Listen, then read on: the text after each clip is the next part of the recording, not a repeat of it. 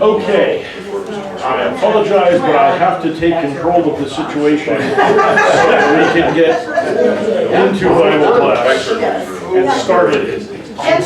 We're running late. Now, I don't want to say that that's anybody's fault, but it's kind of mine, so I don't want to, it's really not anybody else's fault than mine, but here we are. So let's get started. You'll open up your Bibles. We're going to be in Esther chapter 5 today. We've been going through and looking at the story of Esther. We've looked at the setting. We've looked at, which is, of course, the kingdom of Persia and the citadel of Susa in particular. We've been introduced to several of our main characters. We were introduced to the king of Persia, who in the story is Ahasuerus or Xerxes. We know that he threw a banquet and had a bunch of his people and his favorite people come in, and then asked his queen to come out and present herself because she was very beautiful and she wouldn't do it. So he fired her and went looking for a new queen and held basically, I guess, the American version, or American Idol or something like that, or a talent search, I don't know, beauty contest, whatever you want to call it. Brought women in from all over the empire, and ultimately he liked Esther best and she became his queen. So we were introduced to Esther. She is the daughter of a refugee from Israel or a captive who was brought over to the land from Israel. Her cousin, her second cousin actually, is Mordecai, who is also a Jew and a refugee from Israel. And he is the one who raised her and also who kind of supplies her with good ideas and information about what to do.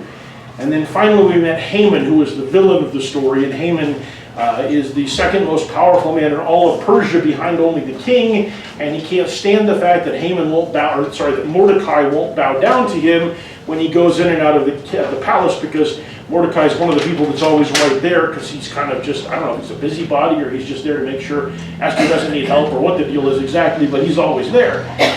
And so Haman comes up with this plan. So we've got now the conflict. The essential conflict of the story is that Haman comes up with a plan to punish not just Mordecai, but all of Mordecai's people by having the Jews executed on a particular day. And the command goes out in the first month, and it's actually to take place in the 12th month of the year on the same day as the command goes out, but just 11 months later.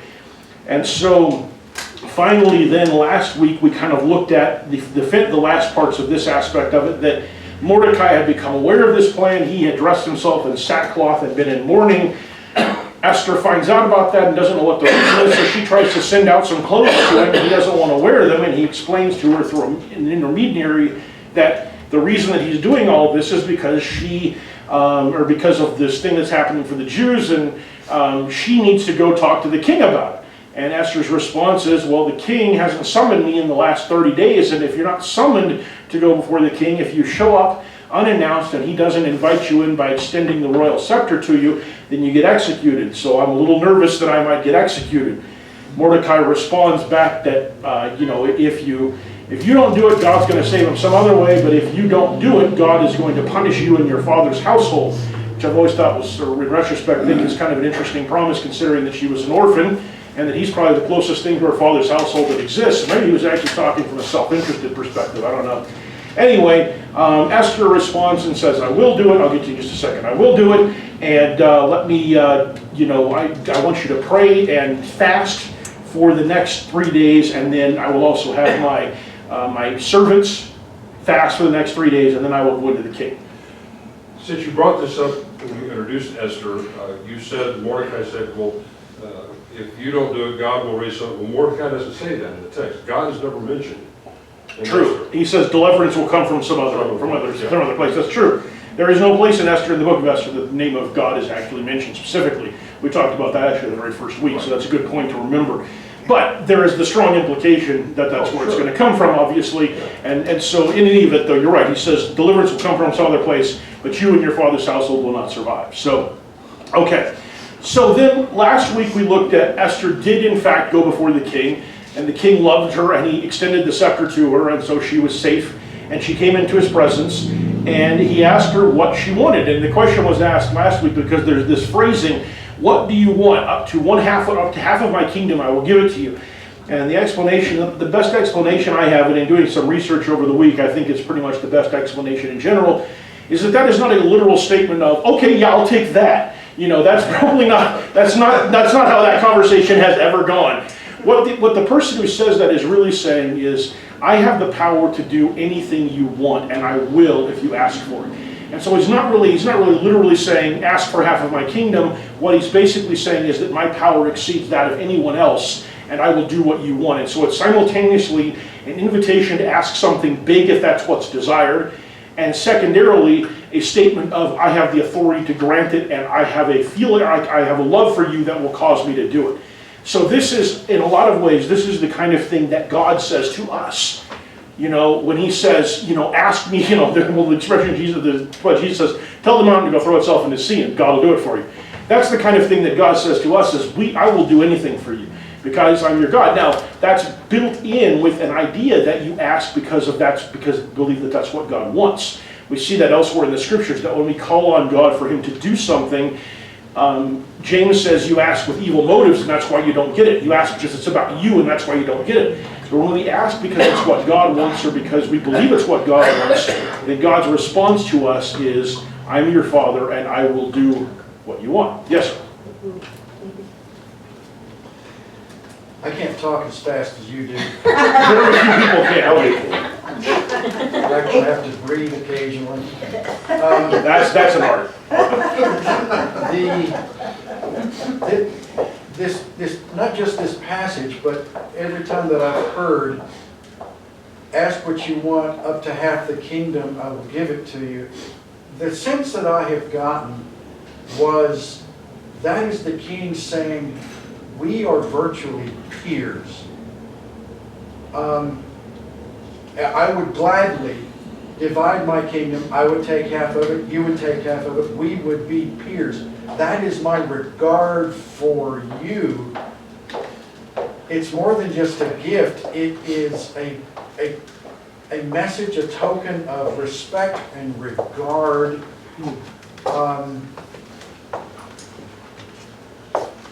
Something I think more, okay. And then I heard you make the connection that this is what Abba says to us. Would you take that next step of I'm willing to give you, I'm willing to be with you, I want to be intimate and connected with you at that way, or am I taking you off your path? Well, taking a little off my path, but that's hardly unusual for this class, so don't feel bad about that at all. These little side trips are oftentimes more interesting than the main subject, or at least they take us to some interesting places. I would say, in the first sense that you were talking about, of the idea of I have a regard for you, that we are equals, certainly that is not anything we see in the scriptures in terms of God speaking to us. The only ones who God holds himself out to be equals with are the Holy Spirit and Christ. And the scriptures specifically talk about exalting Christ up to the highest place and giving him the name above every name. We are not at that level. Now the second way that you phrased it, I think, gets a lot closer to the way that I would conceive of it, that he definitely desires an intimate relationship with us, that he definitely desires to have a closeness with us that is far more than what we currently enjoy during this time, and certainly the kind of existence that we have when we are outside of the blessings of Jesus, just as humanity in general in its sinful fallen state. So I don't think that when God makes promises to us, it is from the standpoint of that he sees us as equals. I think it's more from the standpoint of, I want to get you up to a level where I can have an intimate relationship with you again. Because as long as you're fallen, I can't. As long as you're fallen, there is a limit. There's always going to be a wall between God and us because of our sin. As far as situations like what we see in Esther, I don't know if from what we know about the Middle East and about the customs in those kingdoms, and in particular the way that the king dealt with Vashti, I seriously doubt that he saw her as his equal, or that he would have given her literally, or that he would have thought it appropriate even to give her co-equal status with him as a ruler. In fact, there's no indication here in Esther that at any point other than with respect to what we're going to look at here, that she was ever consulted on or even had any discussions about decisions that the king was making with regard to the kingdom. So it's hard to know for sure, but I don't know that it's so much of a matter of equality as it is of love. And I think that's probably, for us as Christians, that's probably more significant anyway, because we are definitely not in any way equal with God, except perhaps in our ability to do evil, in which case we exceed him. But that's the one area, and I don't think that's anything to be proud of, obviously. So, you know. I don't disagree. But I do have the notion that this is essentially a cliche, and not a technical or a legal description Right. of what I will give you, but it is a statement of intent. Right. And I am aware that Yeshua, when he spoke to his disciples, he said, I don't call you servants, I call you friends. Yeah. And to that level, in that context, and maybe promoted even toward us, there is an intent. We are not Abba, clearly. But Yeshua said, yeah, you and I, we're close, and I don't rule over you, I take care of you. That's true. And there are, you know, we have people like Abraham who were called God's friends, or God's friend, I should say. David is called a man after God's own heart. But it's important to remember that we can be friends with someone and still have a radically different position in society. True. And don't lose sight of the fact as well that at the end of his time, Jesus uses the example of washing his disciples' feet, and then says, I want you to do this too. You call me Master and Lord, and I am. Yep. And because I am, and we have that relationship, and I wash your feet, now you understand that there is nobody who you can say, I don't have to do that to.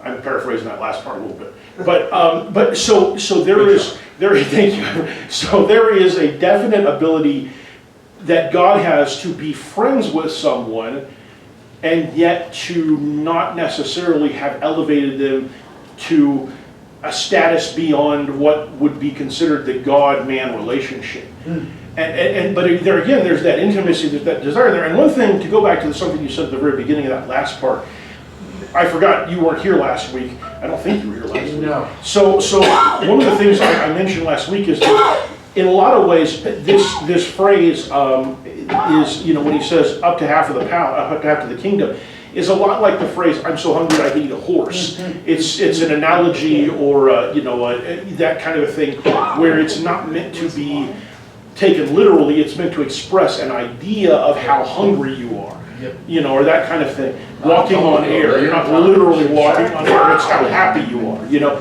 And so when you're saying this, what he's really expressing is this idea that I'm not holding anything back from you, and I can give you anything that you ask for, basically. So I think that's what's being said here. But in any event, what we see then is that Esther's request to him is not exactly perhaps what we would expect it to be if this were just a, kind of a linear kind of a thing. But as I've said before, the book of Esther, more than any other book in the Bible, is most definitely designed to be a work of literature. It's written in a way that is designed. Most of the other books of the Bible that are historical are simply straight recountings of history. There's not a lot of effort made to write them in a way that is designed around telling a story. But Esther is very much that way. And so there is this conflict, and rather than immediately addressing the conflict by asking Xerxes or Ahasuerus for exactly what she wants, she instead invites him to a banquet.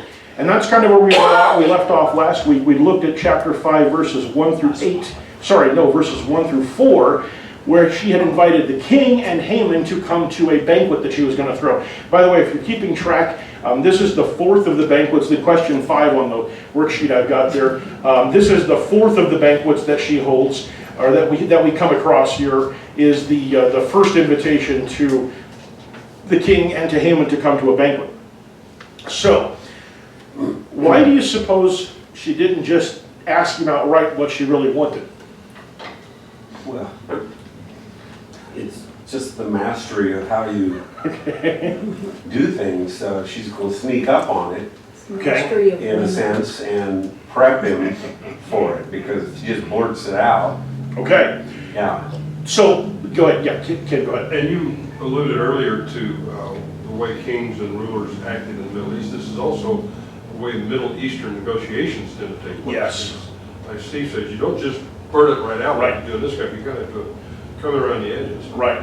It would be, in our country, it would be abnormal if you went into a shop and the guy asked you what you wanted and you asked him how, how his day had been and asked him about his family and things. Now, if you knew them real closely, I guess it would.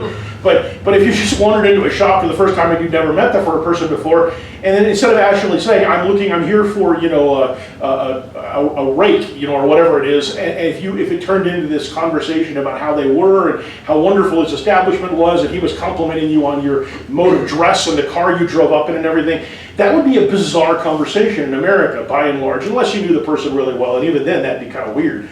In the Middle East, that's normal. Conversations, negotiations almost never begin by either side identifying either what they want or what the price is.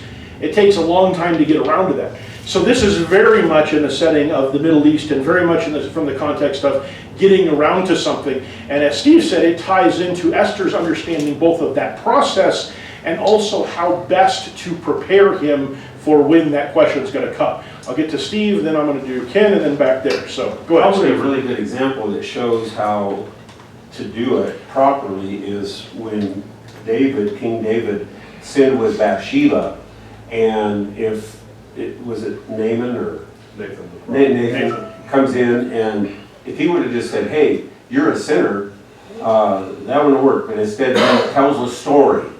It gets the king incensed about. Right. He tells him a story about how this person was really wronged, and he's like, "Man, that's terrible." And then he goes, "Well, that's you, And Yeah. and then by then David was basically trapped into understanding. Okay. Yeah. So there is a definite and that is a great example because he's in a position where number one, emotionally he's now invested in this, even though he doesn't even know that it's about him. And number two, when the screw turns and the information comes out, now everybody that's been hearing this, David is put in a position where he almost has to respond properly to it. Well, because of the kind of man he is now. He was the kind of man that Saul was, for example. He would have just had the guy killed and that would have been the end of it. But because of knowing what kind of person David was, he knew how to control the situation. Ken? I never thought about it, but you're right. This does actually appear more literary in its nature than most books. And what's being presented here is a very literary element that would not be told in the straight telling of the history, but it makes a great, as you say, turning the screw in the story. Right. And this, some of it is, I think God creates some of these things, but some of it, as we're going to see with what Haman does in response to all of this, is, this is purely, this is like the best kind of literature, like the evil guy setting himself up, and everything else. So, okay, back to Mike. I think Steve actually got my point. I always saw that she was setting the trap. Yeah. Her words would have been one thing, but to set the trap where Haman is actually caught by the king is a different level. It's an order of magnitude higher. There's no accusation. It's just evidence. Yeah. And though she may have been anxious and fearful and doubtful, she was cunning. Yeah. Now I heard at least one particular commentator whose argument was she did this because she was too nervous to ask. And I mean that's possible, but I don't think that's the case. There's just too much about this that seems so planned that it's not so much that she's delaying for the sake of I don't want to ask, because the hardest thing to do from a standpoint of getting started with this was to walk into the presence of the king where you could be killed. Everything after that is easier. Any of you who've done something difficult like that, you can back me up on this. I've been there, where you have something really unpleasant or really difficult you have to do, maybe something you're not exactly sure what the outcome is going to be. The first step is almost always the hardest part to overcome. Once you get past that, everything gets easier. So I don't think that this is a matter of her not being willing to say it. I think it's a matter of her recognizing that the best way to say it is going to be when she's got the situation completely in hand and hasn't just walked in out of nowhere and basically said, hi, and guess what? You've issued a decree that all of my entire race is going to die. That's a hard place to start at.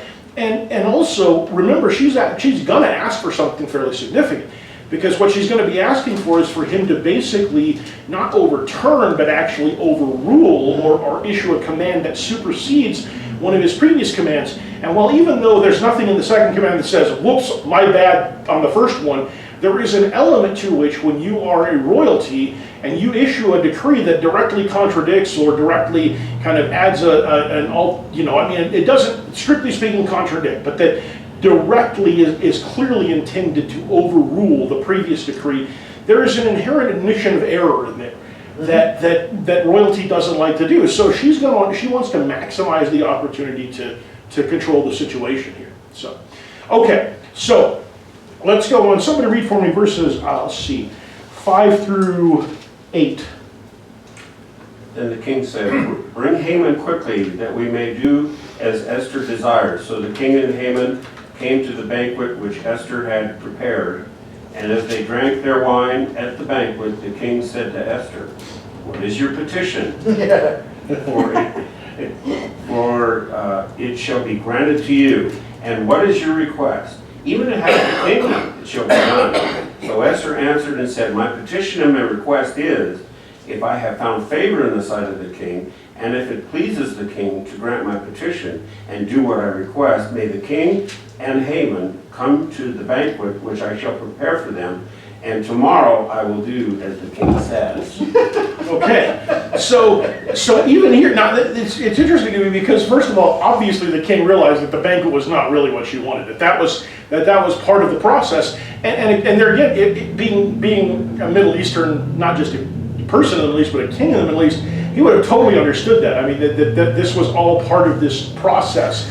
But what's fascinating is, he says, "Okay, we're here, now what do you want?" And her response is, "Come to another banquet, and then I will ask my request." So now she's making it clear that she does have a specific request, that she will be making the second banquet, and that, that the king, and Haman are both intimately involved in what she wants to do here.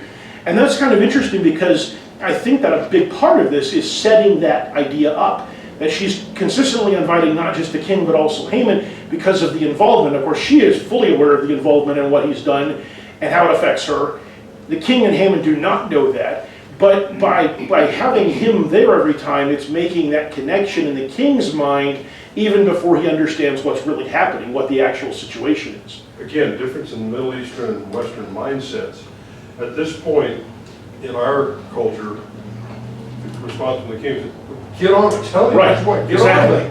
But in their culture and his mindset, this wouldn't have bothered the king at all. Right. Because you say it just kind of goes with the flow of how they did things. And also because it kind of seems like this king's a big fan of banquets and not getting all that done. So this probably lined right up with his way of doing things in general anyway. So, but I will say one of the things, and I'll go back to you, Mike, in just a second. One of the things that we find in the Middle East as well is the importance of hospitality, showing hospitality. Maybe I'm getting what you were going to get at. It's something that as Westerners we don't understand as much, although we do understand it instinctively on certain levels. One of the quickest ways or the simplest ways that I have discovered to fix a situation that I have mend a mess that or clean up a mess that I've made is to invite the people over and have them there for a meal. It's much harder to be rude to someone, even if they've offended you after you've been served food by them. It just goes a long way. And so that concept of using hospitality to generate favor and as part of the process of getting someone on your side is absolutely integral to the way the Middle East operates. Mike, do you want to add anything? You were kind of... The Middle East view of hospitality is almost fierce. And I was wondering if you were going to connect with that. If I'm in your home, I am safe, and I don't mean maybe. Yeah. If a mob with torches comes to drag me out, you will stand and protect me. There are even Bible stories of Sodom and Gomorrah. Here, have my daughter, but leave my guests alone. Right. And there is a relationship that happens when you are participating and enjoying someone's hospitality.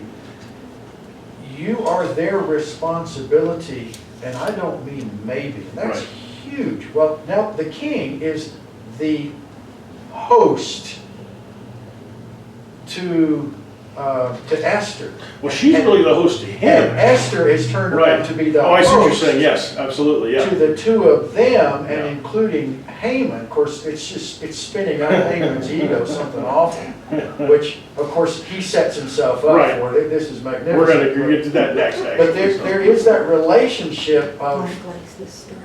hospitality is not just you being nice, it is a bond Yeah. between us. Yeah, there's an obligation. I have been in Mideastern homes. He can't do enough Right, for me. Would you like something to eat? No, I'm full. Here, have something to eat. No, I'm full. How about something to drink? No, thank you. I just. it's easier to just take something because they feel better about the It situation. is. Yeah, It is really a compliment. Absolutely, is a compliment. And he's Muslim, but I see he is well known in the neighborhood for his hospitality. Yeah. It is overwhelming hospitality. Yeah. Ken? You alluded to Jesus, and you mentioned his foot washing, and since I've done it, you do it to others. And we don't wash feet a lot. But what occurred to me is your statement about when you've offended someone, then you have them in and you feed them, Right. basically goes with. That in essence is an act of humility and almost like foot washing, because you are doing something for them in order to make Right. retribution and to set up a scene where you can restore relationship. Yeah. And that's why I very intentionally use the phrase serving them food, because that serving part in there is part of it. You don't just, invite them over and give them jobs to do and stuff. You make it, you're doing something for them. And that makes a big difference. And most of your wives understand that, even if those of you who are men here don't. I know that I had a situation like this arose at Desert Sands, and several men had come to me and said, there's this issue here, some people are upset. And, what would, we want you to get up and make a statement. And I said, well, what statement would you like me to make? And they said, well, we'd really like it if you would just take back what you said. And I said, do any of you disagree with the biblical nature of what I said? And they said, no, it's just that everybody's, these people are upset. And I said, so if we can't get up and say that it's not what the Bible says, what else would you like me to try? And they said, well, how about if you just try to say it's not that big of a deal? And so this kind of went back and forth a little bit. I said, okay, here's what I'm going to do. I'm going to invite the families over, and we're going to have a meal together, and then we'll see if that doesn't fix the situation. And the 3 men are like, I don't see what that's going to do. I mean, literally, one of them literally said that I don't see what that's going to do, and the other one's like, I have some serious doubts that that's going to help or anything. Sure enough, I had the various families over, a couple of different groups over, and we had meals together. And at the next meeting, talking about some of the stuff that was in passing related to what this issue was about, all of them were overwhelmingly on my side. And afterwards, several of the men who come to my house came up to me and they said, I don't understand how that worked. And I said, you'll ask your wives and you will. It's just, anyway, it's a guy thing. Okay, we don't have a lot of time left. Oh, Jerry, I'm sorry, go ahead. Do you think the author has any emphasis when he talks about the wine that's served to the king? It is interesting that he emphasizes it so much, or rather that he mentions it every time that they're at a banquet and they drink wine. They mention it at the very first banquet, and I don't know, it seems like here again, we've talked some about what I think the character of the king is, and you weren't here for a lot of it, but the character of the king seems to have a certain, when he's not remembering to access and to ask questions of his royal advisors, he seems to have a certain maybe recklessness or I'm not sure quite what the right word is. It's not that he's stupid. He's smart enough to know he needs to ask smarter people when he doesn't understand stuff or when he's not sure what the right decision is. But it kind of seems like there is a certain amount of kind of devil-may-care mindset, or he tends to react kind of in the moment without... Like he drinks a lot of wine. Well, yeah, there's that possibility, But it is interesting that almost every time it talks about a banquet, they mention the wine that's in there. So I don't know. And of course, one of the things about wine that we know is that, first of all, wine affects different people differently. Some people, as they get more drunk, or get more drunk, become nicer. Some get sad. Some get angry. And so, it could be that there's an element of manipulation that's associated with the wine and with her knowing how he behaves. It's hard to say. But I do think it's interesting that it does mention specifically in almost every case that wine is involved in these banquets. But it's also a symbol of prosperity. That's true. That's a good point. It's generosity and sharing. That's true. And in his case, in the king's case especially, every time we talk about him, there's all of these symbols of prosperity that he's bringing out. So, Steve? Yeah, the wine, well, even in Jesus' time, there was good wine and not so good wine. Right. But I think because we live in the United States, we kind of feel that clean water was available throughout history, and it wasn't. So I think fermenting grapes and whatever they did was really a health issue more than anything, because the sheep and all the other camels and the filthy water, they had no way of having clean water. We're going to talk about that a little bit in today's worship or in today's sermon, but you're absolutely right. And actually, to some extent, that actually mitigates against mentioning it, though, from my perspective, because everybody who was reading this would have known that that would have been the normal drink to have, is wine, because it's what everybody drinks. So it's kind of interesting that each time they have a banquet, he kind of calls out, hey, drinking wine, you know. So whatever the reason is, there definitely is an effort or a deliberate attempt made on the part of the story of the writer to mention that each time. And again, like I said, with this story more than anything else in the Bible, I think there is an author who is gifted in terms of their literary prowess, and they're making a deliberate effort to write this in a way that tells the story so that it maximizes how good the story is, basically. So, all right, we have about 5 minutes left. We're not going to have time to discuss it, but I'd like to have somebody read verses 9 through the end of the chapter for us. And Haman went out that day, joyful and glad of heart. But when Haman saw Mordecai in the king's gate, that he neither rose nor trembled before him, he was filled with wrath against Mordecai. Nevertheless, Haman restrained himself and went home. And he sent and brought his friends and his wife Zeresh, and Haman recounted to them the splendor of his riches, the number of his sons, and all the promotions with which the king had honored him, and how he had advanced him above the officials and servants of the king. Then Haman said, even Queen Esther let no one but me come with the king to the feast she prepared, and tomorrow also I am invited by her together with the king. Yet all this is worth nothing to me, so long as I see Mordecai the Jew sitting at the king's gate. Then his wife Zeresh and all his friends said to him, let a gallows 50 cubits high be made. In the morning tell the king to have Mordecai hanged upon it. Then go joyfully with the king to the feast. This idea pleased Haman, and he had the gallows made. The next verse says, what could possibly be? I know, right? There is that. I mean, everything about this, right? You're laughing, and it is really funny when you know the whole story. The fact that this guy, everything this guy says is just setting himself up for the disaster that's to come, and he has no idea. And that's the most fantastic part of the whole thing, is it just has no clue. I also think, okay, so he asked for a gallows 50 cubits high. First of all, that is a massive gallows. Second of all, and there's some question actually where that might be a mistranslation. That's more than a gallows, that's a show tower. Right. And that's the thing, is if it's true, it's because you wanted to show it off. It's not because, but imagine if you're the local carpenter and you get a call like in the, fairly late in the evening that says, hey, the second most important guy in the kingdom wants you to build a gallows 50 feet high, and he what's that? 75 feet high, and he wants it done before morning. There's a lot of pressure there, to kind of do that, But I think that the more interesting, the starting in a more linear fashion, is that everything that we've been talking about with regard to the banquet was designed in part not just for the king, but also for Haman's benefit, to set him up.